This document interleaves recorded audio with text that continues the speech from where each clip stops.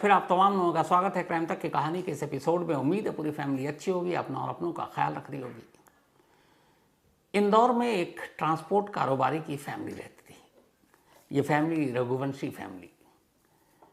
इनके एक बेटे राजा रघुवंशी की मई में ही शादी होती है, 11 मई को। राजा रघुवंशी की शादी सोनम नाम की एक लड़की से होती है। ये शादी दोनों घर वालों की मर्जी से हुई थी। शादी की सारी चीज़ें ठीक ठाक हो जाती हैं। इसके बाद एक हफ्ता बीत जाता है। पहले से ये तय था कि शादी के बाद पति पत्नी हनीमून मनाने के लिए असम जाएंगे। उससे पहले इनका प्लान कश्मीर जाने का था, श्रीनगर। लेकिन पहलगाम में जो कुछ हुआ उसके बाद की सारी चीज़ें, तो घर वालों को थोड़ा सा डर लगा। उन्होंने कहा कश्मीर मत जाओ, कहीं और जाओ। तब उन्होंने कहा चलो असम चलते हैं। असम में कामाख्या मंदिर के दर्शन भी करने थे। तो 11 मई को शादी हुई और 20 मई को ये पति पत्नी यानी कि राजा रघुवंशी और उनकी वाइफ सोनम इंदौर से फ्लाइट पकड़ते हैं। कनेक्टिंग फ्लाइट थी इंदौर से बेंगलुरु और फिर बेंगलुरु से गुवाहाटी। 20 मई की शाम ये लोग गुवाहाटी पहुंच जाते हैं। गुवाहाटी में रुकते हैं, वहाँ कामाख्या मंदिर के दर्शन करते हैं और फिर 22 मई की सुबह ये दोनों गुवाहाटी से मेघालय के लिए निकल पड़ते हैं। मेघालय में शिलोंग पहुंचते हैं और शिलोंग में चेरापूंजी के पास एक होम स्टे, इसे आप होटल भी नहीं कहेंगे, उस जगह पर जो बिल्कुल पहाड़ों और वादियों के बीच में, वहाँ पर चेक इन करते हैं। चेक इन करने के बाद 22 मई को ही ये लोग वहाँ एक एक्टिवा स्कूटी रेंट पर लेते हैं। अमूमन हिल स्टेशन पर ऐसी जगहों पर स्कूटी और ये सारी चीज़ें किराए पे मिलती हैं। तो राजा रघुवंशी भी एक स्कूटी किराए पर लेती हैं और अपनी वाइफ सोनम के साथ इधर उधर घूमते हैं, फिर ट्रैकिंग करते हैं, फिर वापस आते हैं। 22 मई की तारीख बीत जाती है। अब अगला दिन 23 मई की सुबह थी। 23 मई को ये लोग जिस होम स्टे में रुके थे वहाँ से चेकआउट करते हैं सुबह करीब 6 बजे। वहाँ से निकलने के बाद अब ये स्कूटी इनके पास थी, आसपास ही कहीं शायद इन्हें और रहना था। अब उस दोपहर को राजा ट्रैकिंग पे निकल जाते हैं। काफ़ी ऊंचाई पे जाते हैं 3, और ट्रैकिंग के दौरान अब जो सोनम थी वो एक कैफ़े शॉप पे रुक जाती हैं। 23 मई दोपहर के करीब 1:30 बजे थे। 1:30 बजे सोनम के मोबाइल पर उनकी मदर इन लॉ यानी सास का फ़ोन आता है, राजा रघुवंशी की माँ का। फिर सास बहू में बातचीत होती है। वो बताती हैं, वो इत्तेफाक से बातचीत राजा की मम्मी के मोबाइल में रिकॉर्ड भी हो जाती है। और उस बातचीत में वो बताती हैं कि मैं इस वक्त यहाँ एक कैफ़े शॉप पर हूँ। राजा जो है वो नीचे गए हुए हैं, कोई झरना है उसे देखने के लिए, और वो हाँप रही थी। बताती हैं कि चढ़ाई काफ़ी थी। फिर ये भी बताती हैं कि उनका व्रत था और यहाँ खाना वाना उतना अच्छा मिल नहीं रहा है। तो सास बहू के बीच में सारी बातचीत होती है। उसके बाद फ़ोन रख दिया जाता है। ये बात 1:30 बजे की है, 23 मई। 2 बजे के बाद अब घर वाले फिर से फ़ोन मिलाते हैं, लेकिन फ़ोन बंद। अब घर वाले राजा का फ़ोन मिलाते हैं, इत्तेफाक से मोबाइल वो भी स्विच ऑफ। 1:30 से लेकर 1:45 तक के आसपास बातचीत हुई और 2 बजे रहस्यमयी तरीके से हस्बैंड वाइफ दोनों यानी राजा और सोनम के मोबाइल स्विच ऑफ हैं। उन्हें लगा कि यहाँ कुछ नेटवर्क का इशू होगा। और वो चेरापूंजी का इलाका, आपको पता है चेरापूंजी पूरी दुनिया में सबसे ज़्यादा बारिश या बरसात के लिए मशहूर है। और उसी चेरापूंजी से 1 किलोमीटर के फासले पर ये दोनों थे। तो 23 तारीख 2 बजे के बाद मोबाइल बंद। इसके बाद कोई बातचीत नहीं। पर घर वालों को उतनी फिक्र नहीं हुई कि नेटवर्क की इशू होगा। अब 24 मई की तारीख आ गई।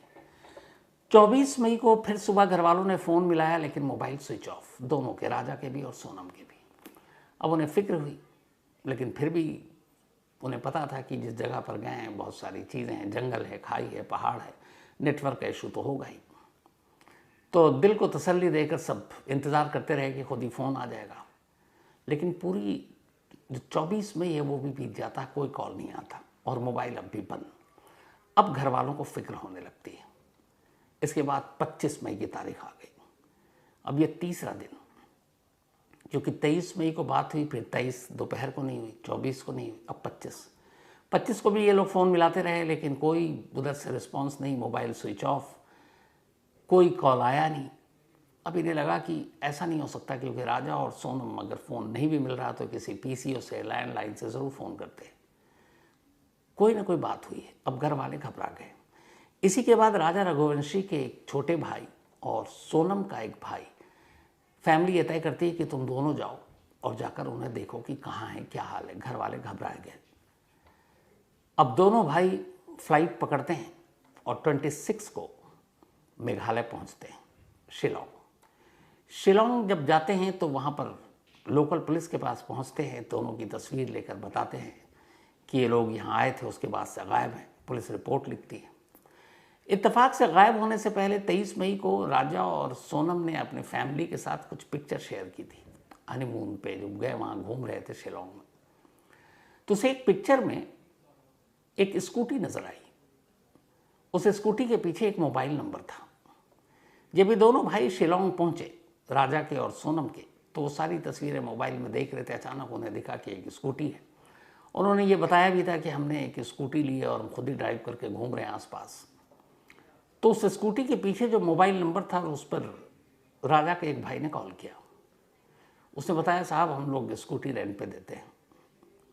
तो फिर उसने बताया कि ये नाम है, ये चेहरा है, आपने स्कूटी दी है। फिर ये जाकर उस स्कूटी वाले से मिलते हैं। वो बताता है कि हाँ, 22 मई को ये आए थे मेरे पास और रेंट पर हमसे स्कूटी ले गए, लेकिन उसके बाद से इनका पता नहीं है और स्कूटी भी उन्होंने अभी वापस नहीं की। अब दोनों भाई और परेशान पुलिस को जाकर बताते हैं। जब पुलिस को बताते हैं स्कूटी वाली बात, तो पुलिस आसपास के इलाकों में पता करना शुरू करती है। तो पता चला कि 25 मई की रात वहीं एक पहाड़ी इलाके की एक पार्किंग के करीब एक लावारिस स्कूटी पाई गई है। उसकी रिपोर्ट लिखी हुई थी।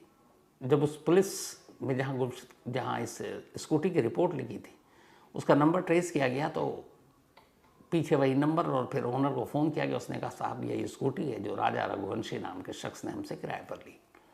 अब वो स्कूटी लावारिस हालत में पड़ी है। किसी ने फ़ोन किया, यहाँ एक लावारिस स्कूटी पड़ी है। तो फिर पुलिस आई, ले गई थाने में।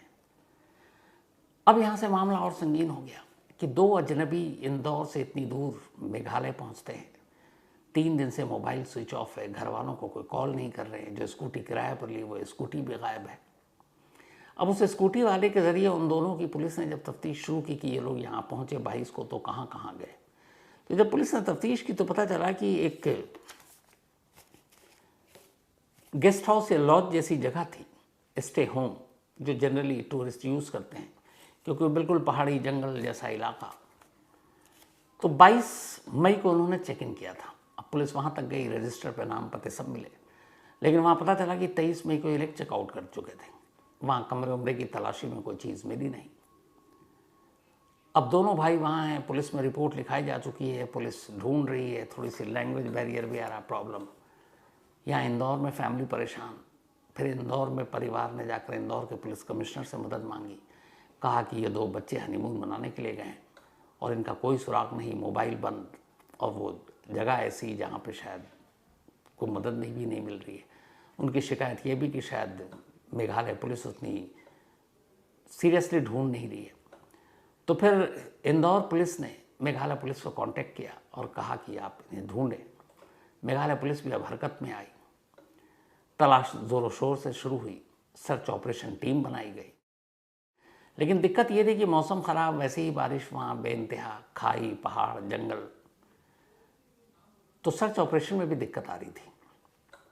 इसी दौरान 28 मई को एक सर्च टीम तलाश करते हुए जो इधर उधर भटक रही थी, जंगल में 2 लावारिस बैग उन्हें नजर आता। उस बैग को देखते हैं, बैग में कुछ कपड़े थे, ज़रूरत के सामान थे। अब वो जो बैग है, वो बैग उस जगह से मिला जहाँ पे ये दोनों जिस स्टे होम में ठहरे थे, कुछ ही दूरी पर, लेकिन जंगल के किनारे पड़ा हुआ। उन दोनों बैग को पुलिस ने अब राजा और सोनम के भाइयों को दिखाया। वो बैग पहचान गए। उन्होंने कहा, जी ये बैग उन्हीं की है। अब स्कूटी लावारिस मिली, बैग जंगल में जहाँ ये ठहरे थे स्टे होम में उससे कुछ दूरी पर, यूं ही लावारिस। अब मामला संगीन होता जा रहा था और ये चीज़ें हो रही थी। अब राजा और सोनम के घर वाले लगातार डर रहे थे। लेकिन सुराग कोई नहीं मिल रहा था। वक्त बीतता जा रहा था। अब 2 जून की तारीख आई। इन दोनों को गायब हुए लगभग 10वां दिन था ये। 2 जून सर्च ऑपरेशन की टीम जो लगी हुई थी, उसमें से एक टीम जो पहाड़ियाँ थी जहाँ से टूरिस्ट गुजरते थे, उसके बराबर में एक खाई थी, तो एक टीम उस खाई में उतरी। जब उस खाई में उतरी तो अचानक वहाँ उसे एक अजीब सी चीज़ दिखाई दी। वो करीब गया तो देखा एक लाश पड़ी है। उसने फौरन अपने बाकी साथियों को खबर दी। उसके बाद बाकी के लोग उस खाई में उतरते हैं। बहुत ही खतरनाक टाइप की खाई, एकदम पहाड़ी के किनारे। रेस्क्यू टीम खाई में उतरती है, लाश को उठाती है। लाश के आसपास कुछ चीज़ें मिली थी, जिनमें एक मोबाइल का टूटा हुआ स्क्रीन, इसके अलावा कुछ छोटी मोटी और चीज़ें। पुलिस वो सारी चीज़ों को भी उठाती है। उसके बाद लाश को शिलोंग के मेडिकल कॉलेज अस्पताल भेज दिया जाता है। फिर अब वो दोनों भाई अभी भी वहीं कैंप किए हुए, जो अपने भाई और भाभी को ढूंढने के लिए पहुंचे। पुलिस उन्हें इस लाश के बारे में जानकारी देती है। चूँकि 10 दिन हो गए, लाश की हालत बहुत ख़राब थी, चेहरा शिनाख्त के लायक नहीं था, तो उन्हें अस्पताल बुलाया जाता है कि आप देखिए, कपड़ों या बाकी चीज़ों से पहचानिए। तो राजा रघुवंशी के भाई जब लाश को देखते हैं तो दाहिने हाथ पर एक टैटू पे नज़र पड़ता है, और वो टैटू में RAJA लिखा था, राजा, यानी उनके भाई का नाम। वो उस टैटू को पहचानते थे। उस टैटू को देखते ही वो रोने लगते हैं और बताते हैं कि ये उनके भाई की लाश है। अब पुलिस जिसे 10 दिन से सर्च ऑपरेशन के जरिए ढूंढ रही है, वो एक लाश की शक्ल में एक खाई से बरामद हुई। लाश को पोस्टमार्टम के लिए भेज दिया जाता है, लेकिन जिस जगह ये लाश मिली उसके आसपास कहीं भी सोनम का कोई सुराग नहीं था। अब अगले दिन फिर पुलिस उस जगह पर, उसके आसपास के कई किलोमीटर के रेंज में फिर से तलाश शुरू करती है कि शायद यहाँ कहीं सोनम मिल जाए। मौसम भी साथ नहीं दे रहा है, बारिश भी हो रही है, फिसलन भी, कीचड़ भी, घने जंगल भी। फिर ड्रोन की मदद ली गई। ड्रोन के जरिए सर्च ऑपरेशन चला, लेकिन सोनम का सुराग नहीं मिल रहा। इस दौरान में उधर पोस्टमार्टम रिपोर्ट आ गई। पहले ये था कि खाई में लाश मिली है, शायद कोई हादसा हो, एक्सीडेंट हो, लेकिन जब पोस्टमार्टम रिपोर्ट आई तो पता चला कि ये कोई एक्सीडेंटल डेथ नहीं है, बल्कि एक मर्डर है, कत्ल का केस है। इत्तेफाक से जिस जगह लाश मिली वहाँ से थोड़ी दूरी पर एक चापर, एक दाव टाइप का हथियार होता है जो नॉर्थ ईस्ट में यूज़ होता है, वो भी मिला, बिल्कुल न्यू। और उसको देखकर पुलिस का अंदाज़ा है कि शायद उसी से कत्ल किया गया। तो आलाए कत्ल यानी वेपन भी अब पुलिस के पास, लाश भी पुलिस ने बरामद कर ली। पोस्टमार्टम रिपोर्ट से कत्ल का मामला भी सामने आ गया। लेकिन सबसे बड़ा सवाल ये था कि राजा रघुवंशी की लाश तो मिल गई, लेकिन उनकी पत्नी सोनम कहाँ है? 2 जून को राजा रघुवंशी की लाश मिली थी। उसके बाद अब 4 जून हो गए। सर्च ऑपरेशन अब भी जारी है, लेकिन सोनम का कोई सुराग नहीं मिल रहा है। अब पुलिस सोनम को ढूंढने के लिए सर्च ऑपरेशन चला रही है, और साथ साथ इस बात का पता लगाने की कोशिश कर रही है कि आखिर इंदौर से आया एक शख्स, एक कपल जिसको कोई वहाँ जानता नहीं है, जिससे किसी दुश्मनी का सवाल नहीं उठता, उसका कत्ल कौन करेगा और क्यों करेगा? जिस जगह वो लोग ठहरे उससे थोड़ी दूरी पर उन दोनों के बैग के पाए जाने का क्या मतलब? जिस जगह बैग मिला उससे 25 किलोमीटर दूरी पर वो स्कूटी पाए जाने का क्या मतलब? और लाश किसी तीसरी जगह पर पाए जाने का क्या मतलब? अब पुलिस तफ्तीश कर रही है। अभी तक फिलहाल 2 चीज़ें सामने आई। एक, जिस विजड्रॉक करके इलाका है जहाँ पे ये लोग ठहरे थे और जिस ये जगह पर रुके थे, इन्होंने चेक इन किया था, वो स्टे होम, वो थोड़ा सा बदनाम इलाका है।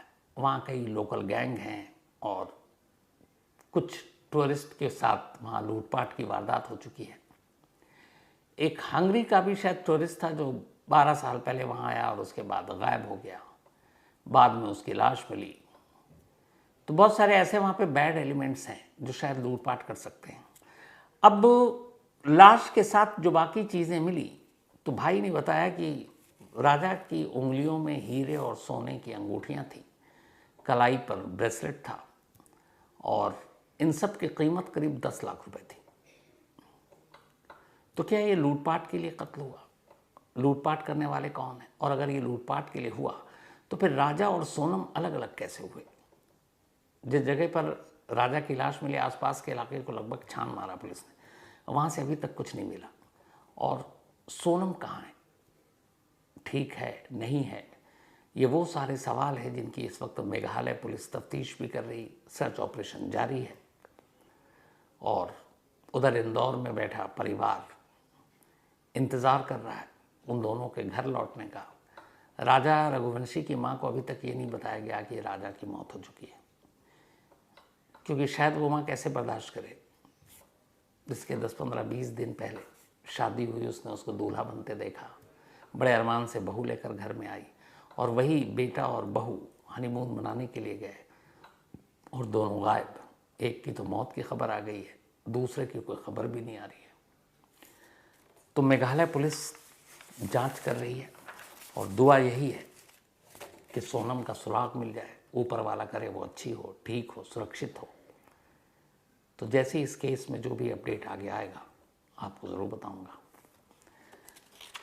तो फिलहाल आज की कहानी में इतना ही, लेकिन कहानी ख़त्म करूं उससे पहले वही अपना सिलसिला। आज जवाहर चौबे जी, इनका बर्थडे है, तो हैप्पी बर्थडे जवाहर जी। और ये भेजा है जय अनमोल चौबे जी ने। इसके अलावा काजोल राठौड़, इनका भी आज बर्थडे है, तो हैप्पी बर्थडे काजोल जी। और ये ऋषभ राठौड़ की सिस्टर है, एंड थैंक यू ऋषभ खूबसूरत मेल के लिए। ओंकार दीप सिंह बारिया, इनका भी आज बर्थडे है, तो हैप्पी बर्थडे ओंकार दीप। और ये भेजा है प्रभजोत कौर जी ने, उनके बेटे हैं ओंकार। निशा एंड निर्भय, इनकी आज एनिवर्सरी है, तो निशा जी, निर्भय जी, आप दोनों को बहुत बहुत मुबारक शादी की सालगिरह। हाशमी बानो एंड, बल्कि हशमी बानो एंड शमशाद हक, इन दोनों की भी आज मैरिज एनिवर्सरी है, तो शादी की सालगिरह की आप दोनों को बहुत बहुत मुबारक बधाई। कल आरसीबी पहली बार 18 साल बाद आईपीएल जीती। थोड़ा सा बीच में अगर पंजाब ने स्लो बैटिंग न की होती तो शायद कहानी कुछ और होती। खैर, उस जीत के बारे में तो आप सबको पता है, लेकिन आज एक अफसोसनाक हादसा हो गया। आरसीबी चूँकि 18 साल के लंबे इंतज़ार के बाद आईपीएल ट्रॉफी जीती थी, तो कल ही ये तय हो गया था कि आज बेंगलुरु में एक विक्ट्री परेड होगी, और ये सारे प्लेयर्स पहुँचे बेंगलुरु। उसके बाद वहाँ से इनको बस में जो चिन्ना स्वामी स्टेडियम है बेंगलुरु को, वहाँ ले जाया गया। आरसीबी के सपोर्टर बहुत बड़ी तादाद में बेंगलुरु में निकल पड़े, सड़कों पर, मेट्रो, बसों में, जो जिस तरीके से, और सभी का रुख स्टेडियम की तरफ था। स्टेडियम खचाखच भरा हुआ था, वहाँ के सीएम, डिप्टी सीएम भी थे, और स्टेडियम के बाहर भी उतनी ही भीड़। अफसोस की बात यह है कि इसी भीड़ की वजह से भगदड़ मच गई। शायद इसकी उम्मीद नहीं थी किसी को, और इस भगदड़ में अभी आखिरी तक जो खबर है, 7 से ज़्यादा लोगों की मौत की खबर है, बहुत सारे लोग घायल हैं। तो एक खुशी और जश्न का मौका और वो मातम में बदल गया। ऊपर वाले से दुआ यही है कि जो लोग घायल हैं वो जल्द ठीक हो जाए। और अब बाकी कैसे ये भगदड़ मची, कहाँ लापरवाही हुई, जांच होगी, सामने आएगी। तो मैंने कहा ये अपडेट आपको दे दूँ। तो फिलहाल कहानी में आज इतना ही। अब आपसे मुलाकात होगी कल रात 9 बजे किसी नई कहानी के साथ। तब तक अपना और अपनों का ख्याल रखिएगा। Thank you very much.